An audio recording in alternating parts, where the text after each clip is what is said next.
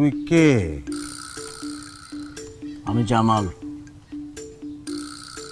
আমেরিকার president Jamal Biden? Jamal মোল্লা। যেমন কথা বলতেছো তাতে মনে হইতাছে আমেরিকার রানিং প্রেসিডেন্ট তুমি। এটা আবুল বাশারের বাড়ি না? থাপড়ে সবটি দাঁত ফালাই দেবো, একটাও রাখবো না। তুই তো বিরাট বেয়াদব রে। কেন ভাই, আমি কি করলাম? মুরব্বী মানুষের নাম ধরে কথা কস তুই, আবার কস কি করলাম? কে মুরব্বী? আবুল বাশার তো আমার ছোট বোনের হাজবেন্ড।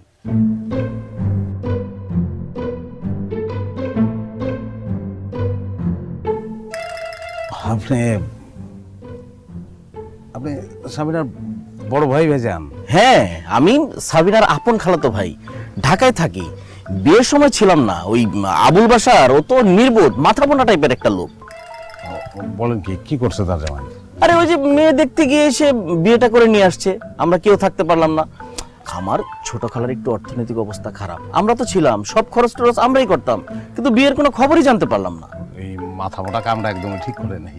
ভাইজান আসেন, বাকি আলাপ ভিতরে গিয়ে করি। আসেন আসেন আসেন। ও ভাইজান, আপনি কি বিবাহ করছেন? না, করিনি, কিন্তু মেয়ে দেখা চলছে, করে ফেলবো।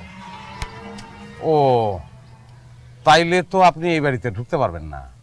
কেন ঢুকতে পারবো না কেন?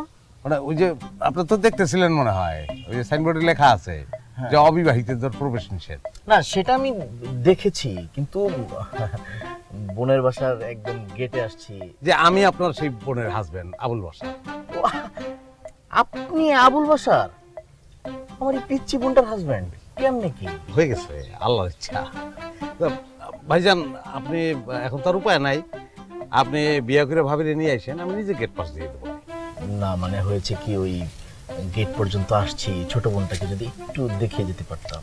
ভাইজান গেটের ভিতর যারা ঢুকতে চেষ্টা করে তাদের মারা হয়। কে মারে?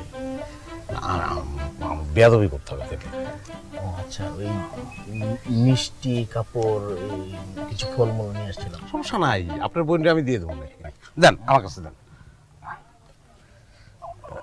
হ্যাঁ দেন।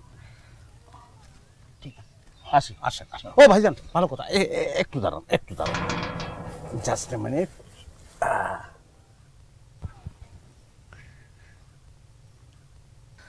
আমাদের বাজারে খুব ভালো একটা হোটেল আছে, আপনি ওইখানে লাঞ্চটা করে নেবেন। না না না, আপনি মেহমান না, না খেয়ে চলে যাবেন আমাদের এলাকা থেকে। বাড়িতে ঢুকাইতে পারলাম না অবিবাহিত বলে, আর তো কোনো কারণ নাই। প্লিজ, খুব খারাপ লাগবে আমার। নেন নেন কিন্তু।